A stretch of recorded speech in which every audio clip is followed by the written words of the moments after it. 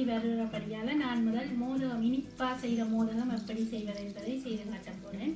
அதற்கு பிறகு மற்ற வீடியோவில் நான் உரைப்பாக கொஞ்சம் உளுந்து போட்டு செய்து ஒரு மோதகம் மட்டும் செய்வேன், அதையும் செய்து காட்டுறேன். முதல் வாங்க நாங்கள் இனிப்பு மோதகம் செய்வது எப்படி என்பதை செய்து காட்டுறேன். வாங்க பார்க்கலாம்.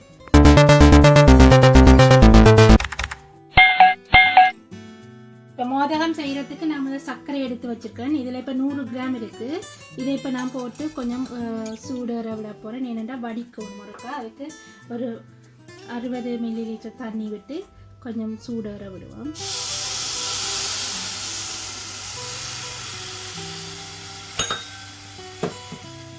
இப்போ சர்க்கரை நல்லா கரைஞ்சிட்டுது. நான் இப்போ நிப்பாட்டி போட்டு இதை வடிக்க போகிறேன். வடிகட்டி எடுத்து போட்டு பிறகு மிச்ச ஸ்டெப்ஸை காட்டுறேன் எப்படி உள்ளுடன் செய்கிறதுன்ற. இப்போ நான் இதை வடித்து போட்டு இதை வடித்தா உள்ளுக்குள்ள சர்க்கரைக்குள்ள ஏதாவது தூசி மண்ணுகள் இருந்துச்சுன்னா வடிபட்டு வர ஓகேயா இருக்கும். இப்போ நான் அந்த சர்க்கரையை வடித்து எடுத்தா பிறகு இதுக்குள்ள 70 கிராம் தேங்காய் பூ இருக்குது. இப்போ இதை அடுப்பை சூடாக்கி போட்டு இதுக்குள்ள இதை போடுறேன். தேங்காய் பூ 70 கிராம் இருக்குது. இதை முதல் ஒரு 1 மினிட் சும்மா வருங்கோ. என்னென்னா சர்க்கரை அந்த இது போட்டோம்னு சொன்னால் உள்ளுக்குள்ளே அந்த சில வழியில் நாங்கள் மோதகம் பிடிக்கல உள்ளுக்குள்ளே இருக்கிற உள்ளுடல் வந்து தண்ணியாக வர பார்க்கும். அதால் அந்த கசியை பார்க்கும். அதால் இதுக்குள்ள அடுப்பில் போட்டு இருக்க எல்லாத்தையும் வறுத்து எல்லாம் எடுக்கணும். முதல் அடுப்பில் இதை எடுத்து போட்டு பிறகு இதுக்குள்ள நான் இப்போ பயறு அவிச்சு உப்பு போட்டு கொஞ்சம் உப்பு போட்டு அவிச்சு வச்சுருக்கிறேன். இந்த பயறு இப்போ இதையும் இருக்க போடுறேன். பயத்தம்பருப்பை நல்லா அவிச்சு போட்டு வச்சிருக்கிறேன். இப்போ இதையும் இதுக்குள்ள போடுறேன். பயத்தம்பருப்பு வந்து 50 கிராம் எடுத்து வச்சுட்டேன். இப்போ இதை போட்டுட்டேன். இப்போ பயறு தேங்காய் பூ அதோட நாங்கள் எடுத்து வச்சிருக்கிற இந்த சர்க்கரை தண்ணியையும் இதுக்க விடுறேன்.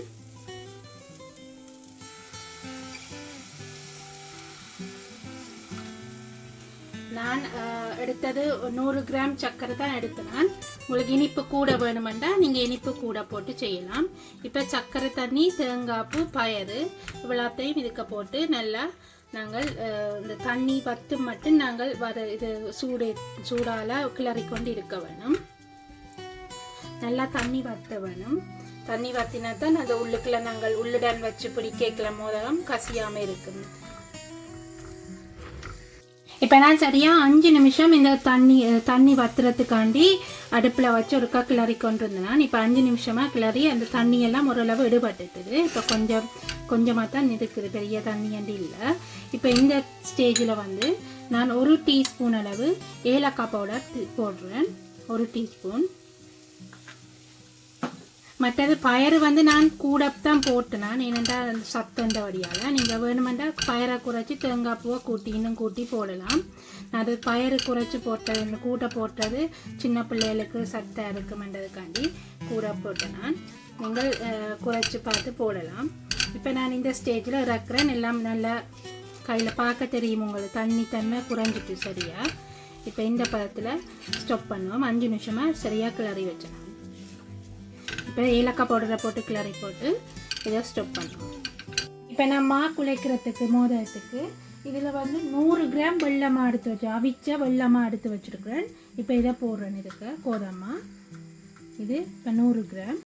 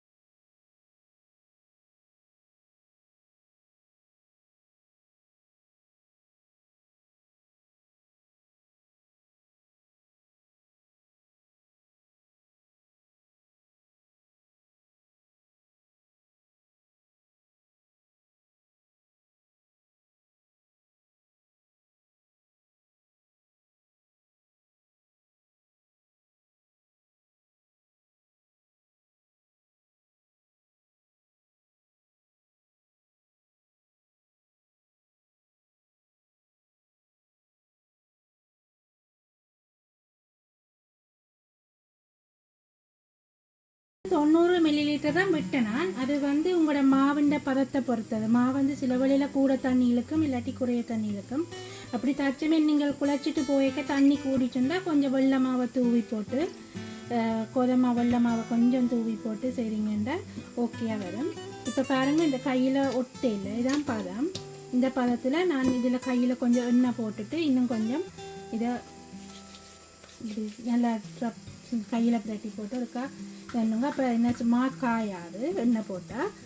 இனி நாங்கள் இதை கொஞ்சம் கொஞ்சமாக பிடிக்க விளக்கிடுவோம் மோதிரத்துக்கு. இப்போ நான் மாவும் கலந்துட்டு உள்ளுடையெல்லாம் கலந்து வச்சுருக்கேன். இப்போ நான் கையில் கொஞ்சம் எண்ணெய் எடுத்து தேங்காய் எண்ணெயோ நல்லெண்ணெய் ஏதாவது உங்களை விரும்பின எண்ணெய் எடுத்து கையில் நல்லா பூசுங்கோ. பூசி போட்டு நல்லா வாஷ் பண்ணிவிட்டு பூசிட்டு இப்போ நாங்கள் அளவாக எடுப்போம் மோதிரத்தை. முதல் ஒரு சின்ன பிள்ளையார் உண்டை பிடிச்சி விநாயகர் சதுர்த்திக்கு செய்கிற வழியாக முதல்ல ஒரு பிள்ளையார் உண்டை பிடிச்சி வச்சுட்டு செய்வோம்.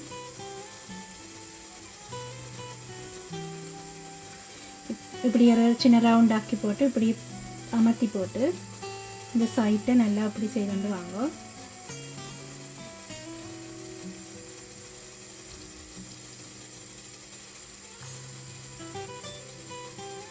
இப்போ நான் இதை பிடிச்சிட்டேன். நான் சின்ன சின்ன இதாக தான் பிடிக்கிறேன். இதுக்குள்ள கொஞ்சம் ஓரளவு எடுத்து போடுங்க.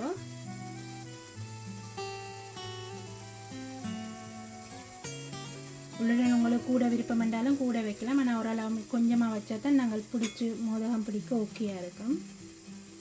பிறகு இப்படி இப்படி செய்துட்டு வர சின்ன சின்ன மோதகமாக வரும்.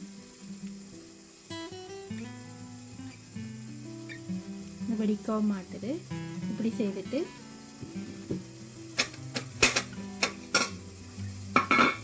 நான் இட்டலி சட்டிலாம் நான் வைக்க போகிறேன். இப்போ நான் இட்டலி வைக்கிறதுல வந்து கொஞ்சம் எண்ணெய் தடவுறேன். தேங்காய் எண்ணெய் தான் நான் தடவுறேன். தேங்காய் எண்ணெய் அப்படி தடவி போட்டு இதில் ஒன்று அப்படி வைப்போம். வச்சுட்டு மலமலண்டு மற்றதையும் பிடிங்க. இப்போ இன்னொரு மோதிரத்துக்கும் பாருங்கள் உள்ளுடலை அளவை வச்சுட்டு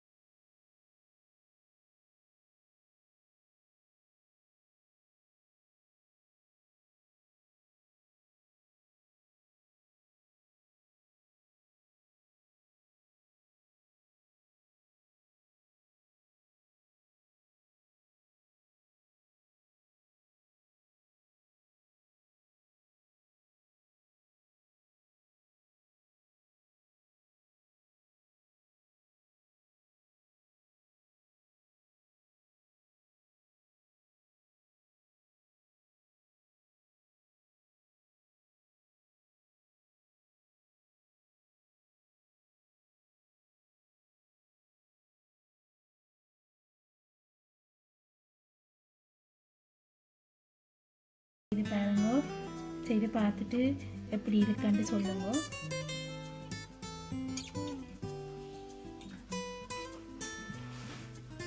நான் செய்த இந்த இனிப்பு மோதகம் உங்களுக்கு பிடிச்சிருந்தா நீங்களும் வீட்டில் செய்து பாருங்க. இந்த முறை விநாயகர் சதுர்த்திக்கு நீங்களும் செய்து வீட்டில் சமைக்க படையுங்க. அதே மாதிரி என்னுடைய யூடியூப் சேனலுக்கு சப்ஸ்கிரைப் பண்ணுங்க, லைக் பண்ணுங்க, ஷேர் பண்ணுங்க, கமெண்ட் பண்ணுங்க. நன்றி, வணக்கம்.